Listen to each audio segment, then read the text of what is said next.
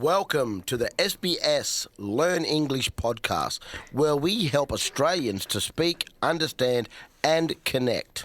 In this mini-pod series, we are learning Aboriginal English, which is a dialect of English used by a large section of the Indigenous Australian population. Her name is Josipa.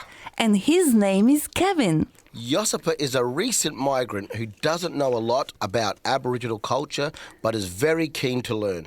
And who better to teach me than a proud Nudinjedi man from Nudinjedi country in South Australia? That's right. I'm happy to. So let's start with a few basic things. Do you know there are around 250 Aboriginal Torres Strait Islander nations in Australia? I only know about two you talked about and I'm already confused. What's confusing you? Well, the other day you said that you are a Nudinjedi man from South Australia, but then this morning you mentioned that you are a Nanga man from South Australia. So is that the same thing or do you belong to different Aboriginal nations? Okay, so Nanga is the generic term for all Aboriginal and Torres Strait Islander people from South Australia. And under the Nanga banner, we have a lot of Aboriginal nations like Ngarrindjeri, Adnyamatna, Pitjantjatjara, Naranga, Kogata, and we all come under the Nanga banner. I see. And what's the name for people from Victoria? Kuri. Kuri, that's the generic term for Aboriginal people from Victoria and New South Wales. Kuri. And for Queensland? If you're an Aboriginal from Queensland, you're a Murri. Murri. You know, all these mobs have their own internal tribes and nations. There are a lot more breakdowns of groups, Aboriginal nations across Australia. Too many to mention. But this gives you a rough idea.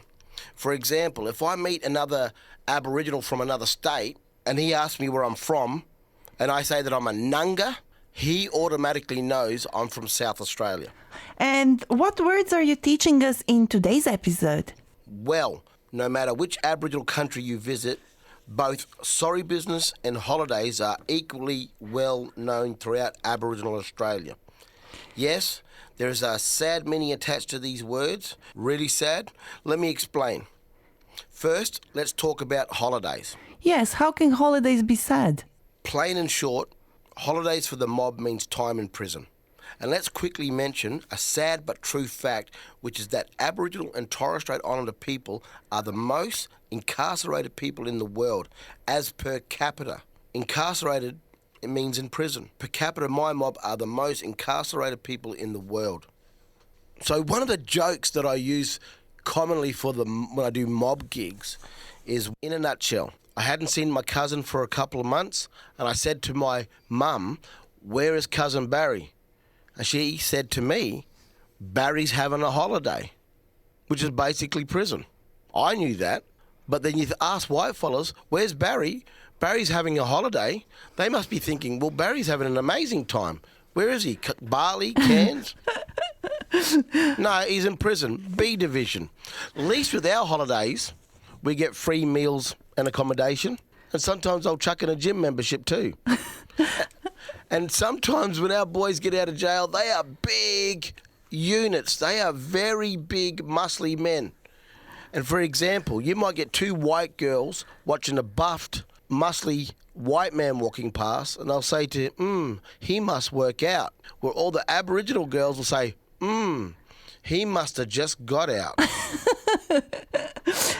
And the other term you mentioned, sorry business, is that when you do something you're sorry about? Well, no. My mob has a different meaning for sorry business. Sorry business is a term that is used by Aboriginal and Torres Strait Islander people when there has been a death in the community, for funerals.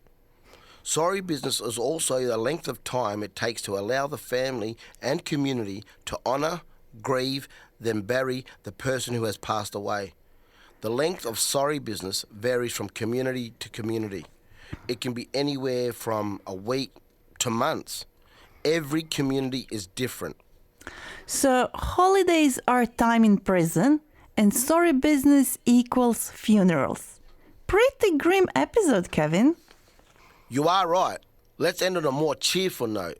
My last expression for today is married up. Married up. Married up has nothing to do with having a husband or wife or an actual wedding.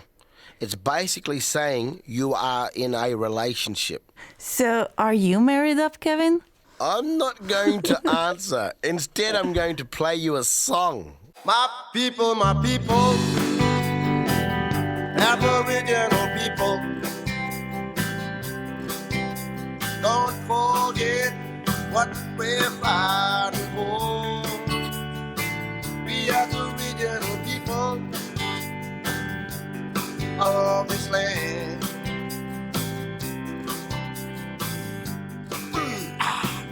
Custodians. My people, my That's a dirty song. Aboriginal people.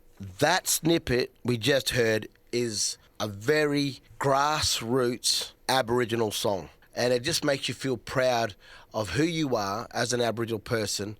And the lyrics in that song are very meaningful to a lot of grassroots Aboriginal people. I loved it. What's the name of the song and who is it by? The song, My People, is by Chris Phillips. Awesome. And I guess that's it for the second episode, right? Yes, thank you for listening.